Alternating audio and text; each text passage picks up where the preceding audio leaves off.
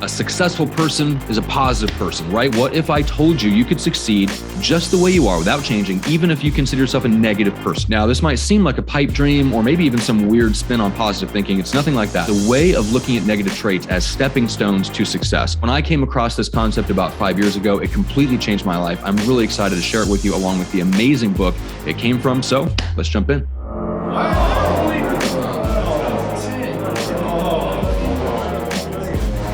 The New Thought movement did a ton of good. It started in the 1800s. It really did a lot to break the stranglehold of very strict rules-based religious stuff that was going on at the time, especially here in the United States. The leading authors of that movement, like Neville, Goddard, and Napoleon Hill, are still hugely influential. Unfortunately, we took what was meant to liberate us and free us, and we basically turned it into a new set of rules. We took all this positive thinking, positive mindset stuff, and we turned it into a set of rules. So we have a rule in the business world, basically, that says this: if you are not a positive person, if you're not in a positive mindset most of the time, you have to change first before you can even expect to be successful. But this book, which draws on ancient Eastern wisdom, shows a completely different way of looking at positive and negative. There's a great Tibetan expression in the book that says, if you find yourself on the ground, you must use the ground to raise yourself up. But thanks to the New Thought movement, we don't think like that anymore. We think we have to change first before we can even expect to succeed.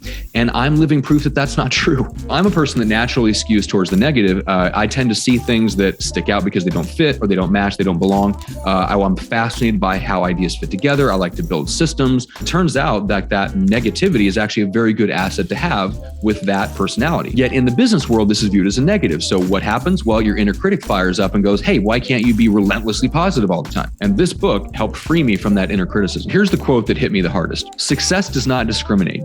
Success comes to some of the most negative people as well as the most positive ones. Devote yourself to your craft with tenacity and determination, and you'll be much closer to success than by struggling to change yourself first. And that's exactly what I did. I decided that in spite of not having the faith or the positive mindset that everything was just going to magically work out for me, I'm just going to move forward anyway. I just decided I'm going to move forward. I put one foot in front of the other, focused on delivering great service and just building my skill set. And as my skill set became more rare and valuable, my business and my fees that we charge, everything went up and grew along with that skill set. In other words, success took care of itself, and the confidence and the faith and the positive mindset that I have now as an entrepreneur, all that came later. It turns out I didn't need to change to succeed, and I bet you don't either. The book pushes this even further, and I'll get to that in a second. But first, this channel exists for entrepreneurs who want three things. You want to be famously influential, you want to teach, train, and lead others so you make an impact, and you enjoy your life along the way. So if that resonates, hit like and share the video, subscribe, do all those things that tells YouTube you enjoyed the video. How does the book push this further? Well, it makes this statement. Not only can you succeed in spite of your negativities, you can actually succeed because of them. And that is a mind-blowing idea. It was for me. And it's not something you're going to hear at your average Tony Robbins event. As the author points out, within each of our negativities, there is a hidden asset that is just waiting to be discovered and leveraged and put to good use. I'll give you an example. Let's say you're like me and you're more of a negative thinker. You tend to see the things that'll go wrong first when you look at any set of goals. But look at stock and real estate investors. They have to think that way. If they don't think that way, it's actually a fast track to bankruptcy court. Or how about Bill Belichick, the coach of the New England Patriots? That guy sits around and dreams up scenarios that can go wrong, like a random long snapper getting injured halfway through the season, and they have a backup plan for that. He sees negatives everywhere, but he puts it into contingency planning, which actually makes his team even more confident in his ability as a coach. Turn your negativities into assets that can be leveraged. Here's the timeless principle in all this.